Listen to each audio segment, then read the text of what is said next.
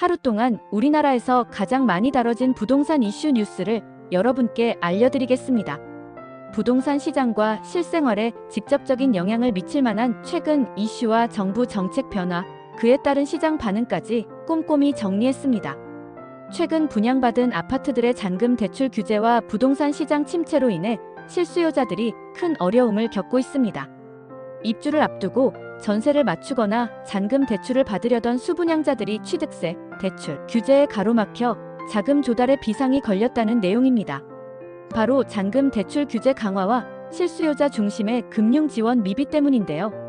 금리 인상과 부동산 시장 침체로 인해 전셋값이 크게 하락하면서 입주를 앞두고 전세를 주기도 잔금 대출을 받기도 어려워졌다는 목소리가 커지고 있습니다. 예를 들어 경기도 고양시 일산 동구의 2천여 가구 대단지 입주 예정자들은 잔금 대출을 받으면 무조건 바로 입주해야 합니다. 세입자를 맞추려면 잔금 완납이 필요합니다. 그런데 현재 전세를 구하기도 쉽지 않다라고 토로하고 있는데요.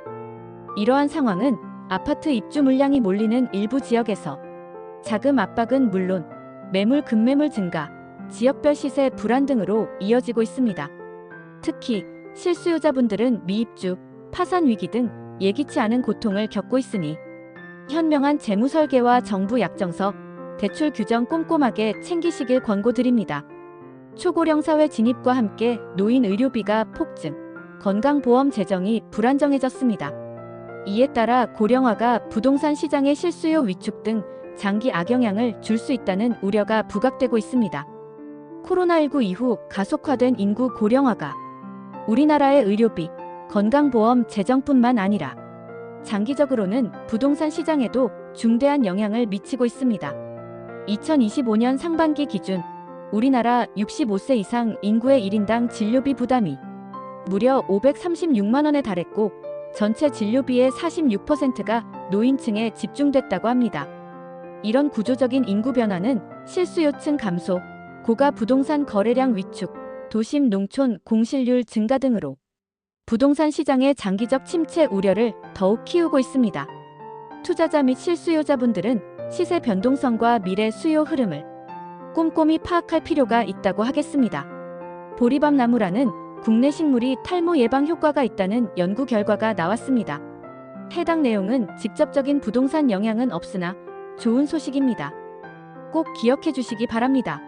정부가 지급한 소비 쿠폰 효과로 소상공인 매출이 크게 늘었고 일부 유통 대기업 매출까지 동반 상승하면서 상권 내 자영업, 상업용 부동산 시장의 회복 기대감이 커졌습니다. 정부가 경기 부양을 위해 지급한 소비 쿠폰 정책이 실제로 지역 자영업 매출을 끌어올렸으며 심지어 대형 유통 매장 매출까지 동반 상승하는 등 상업용 부동산 시장에 긍정적인 신호를 보내고 있습니다. 최근 카드사 집계에 따르면 소비 쿠폰을 사용할 수 없는 매출 30억 원 이상 대형 업장에서도 매출이 눈에 띄게 늘어난 것이 확인됐는데요. 이런 현상은 상권 회복, 임대료 상승, 상가 가격 반등 등으로 이어질 가능성이 있습니다. 상업용 부동산 투자자 및 지역 자영업자분들은 향후 소상공인 지원 정책과 실거주 수요 변동도 면밀히 주시해야 합니다. 오늘도 주요 뉴스만 추려서 읽어드렸는데요. 유익하셨다면 구독과 좋아요 부탁드립니다. 감사합니다.